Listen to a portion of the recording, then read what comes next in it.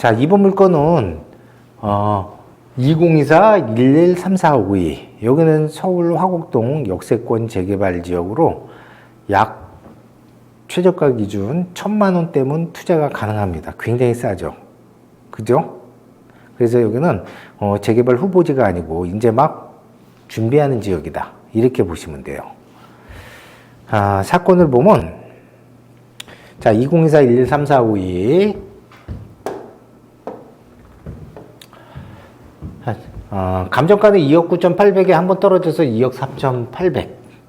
그리고 공시지가는 1억 7,500이고 전세가는 2억 2천이다. 그러면 1,000만 원대면 투자 가능하죠. 그죠? 정말 소액으로 투자 가능한 곳이다. 그 다음에 7평, 건물 면적, 토지는 5평. 자, 우리 빌라에서는 중요한 거는 뭐냐면 평수가 중요하지 않고 방이 몇 개냐. 그래서 방이 방 2개, 화장실 하나로 돼 있고, 그 다음에 주택도시보증공사에서 경매 넣었다. 주택도시보증공사가 하는 일은 아까 얘기했듯이 임차인이 계약이 종료돼서 보증금을 반환받지 못했을 때 보증보험을 들어놓으면 소유자 대신해서 보증보험에서 보증금을 대납해 준다. 그 다음에 그러면 대납해 줬으면 원소유자한테 청구하고 원소유자가 돈을 안 주니까 주택도시보증공사에서 경매 넣은 거다.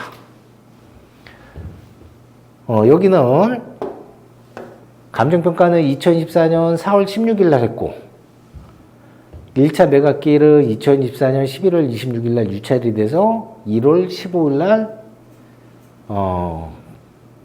최저가 80%인 2억 3,840만 원에 경매 입찰합니다. 자, 주택도시보증공사에서가 경매 놓으면 인수 또는 보증금 포기 둘 중에 하나라 그랬죠. 그래서 주택도시보증공사에서 경매 놓는 거는 다 선순위 임차인이 있어요. 선순위 임차인들이 다 있습니다.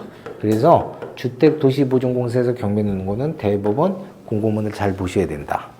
여기 보면 자, 임차권 승계인 소유자 대신해서 보증금을 물어줬으니까 주택도시보증공사는 매수인에 대해서 배당받지 못하는 잔액에 대한 임대차 보증금 반환 청구권을 포기하고 임차권 등기에 말소하겠다 이렇게 써있죠. 그러면 뭐냐? 임차인의 권리를 포기하겠다. 그냥 배당받는 것만 받고 그냥 못 받는 거는 인수하는 권리지만 낙찰자한테 청구하지 않겠다. 이 얘기야. 그래서 결론은 인수하지 않는다. 이런 얘기입니다. 자, 인수할 권리는 없어요. 그러면 등기를 봐야 된다. 2021년식이죠. 3년. 거의 신축급이다. 3년 신축급이고 6층 중 4층. 그 다음 등기부를 보면 자, 2021년 9월 1일 가압류 포함 뒤로 등록된 모든 권리는 다 말소가 됩니다. 말소 기준이라서. 등기상 인수할 거 없죠. 다 말소가 되니까. 그 다음에 누가 사냐? 자, 여기 보면 말소 기준 권리보다 먼저 전입돼 있지만 뭐라 그랬어요? 여기 양수인 주택도시보증공사에서 뭐라고 했어? 포기한다. 우리 이 권리 포기할게. 인수하지 않아도 된다. 선순위 인수하는 임차인이지만 인수하지 않아도 된다. 이거 못 받아도 낙찰자한테 못 받은 금액에 대해서 청구하지 않을게. 이런 얘기야. 그죠? 그래서 인수할 거 없습니다. 그러면 자, 1,000만 원대 투자 가능하고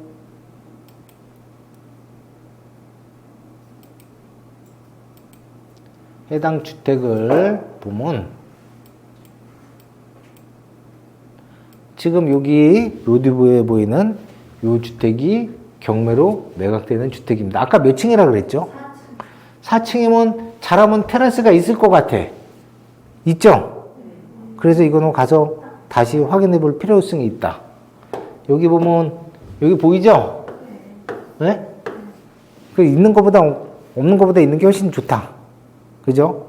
그래서 이거는 가서 다시 한번 확인해 볼 필요 있다. 자, 그러면 이 지역은 자, 정확히 얘기하면 역세권 10부터 재개발로 진행되는 지역이에요. 그래서 구역은 계략적인 구역은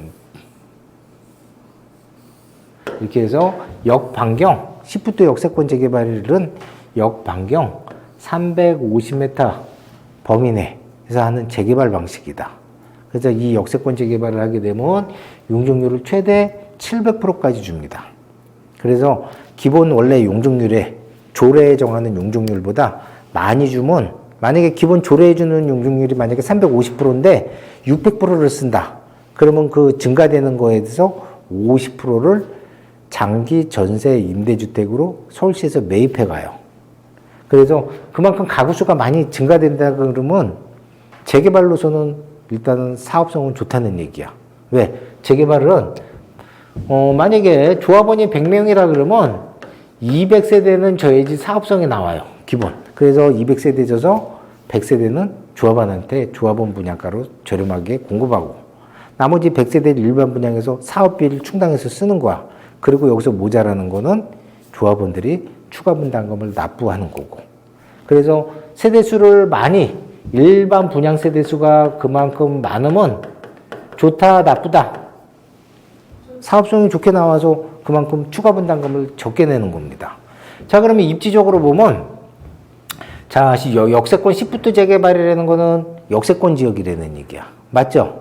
그 다음에 지금은 5호선이 있지만 30년도에 여기 뭐가 들어오냐면 대장 홍대선이 들어와요. 대장 홍대선은 결정이 됐어요. 그래서 아마 내년도 바로 착공에 들어가요. 그래서 대장 홍대선은 3기 부천 대장 신도시에서 여기 W 역세권인데요. 그래서 상암으로 해서 2호선 홍대로 연결되는 대장 홍대선이 들어오고 2030년도에 그럼 2030년이면 지금 2024년이죠. 보통 이제 전철 공사 기간이 60개월이에요. 5년. 그러면 이거 재개발하기 전에 W 역세권 되겠죠? 그죠? 그러면 역세권하고 W 역세권하고 주택의 가치는 W 역세권 지역이 훨씬 좋다. 그죠? 그래서 여기는 지금 추진 준비 중에 추진위원회가 있어요. 그래서 여기 한번 가보시는 게 좋다. 가보고 지금 사업이 지금 어떻게 진행되고 동의율을 어떻게 걷고 있고 이런 것들을 한번 들어보시는 게 좋습니다.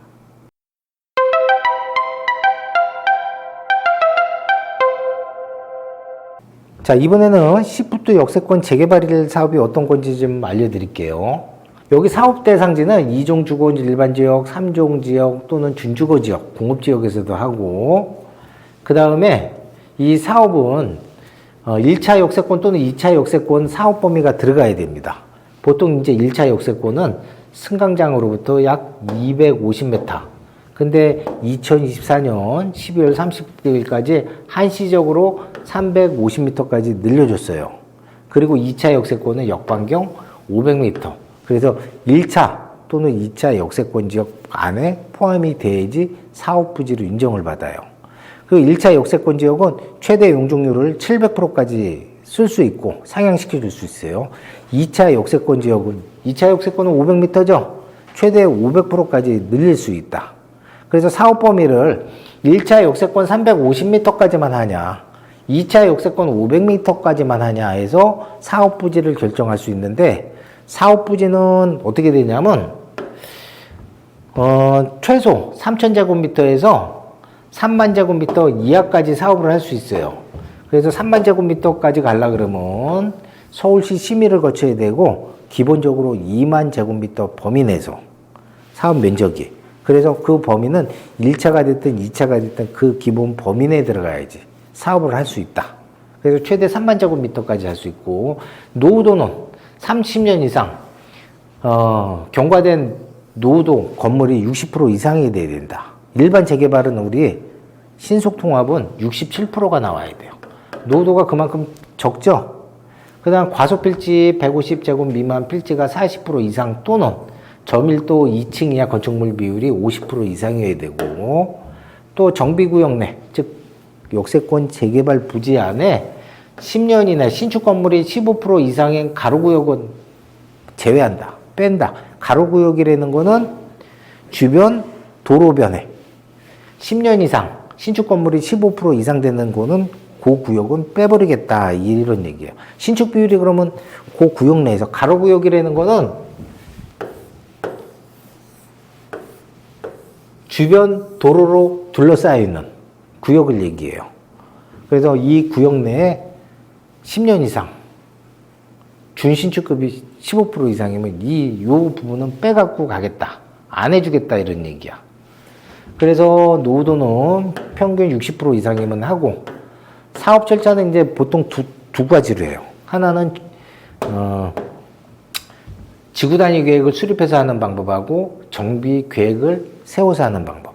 거의 대부분이 이 정비 계획 세워서 하고 이 정비 계획 입안 동의를 따지려 그러면 입안을 하려 그러면 즉 구청에다 신청을 하려 그러면 토지 소유자의 50% 이상 동의를 받아야 되고 그 다음에 공유지 제외일 때는 40% 이상 그 다음에 20m 도로변에 접하는 대지에 소유자가 있을 경우에 3분의 2 이상 동의를 받아야 된다.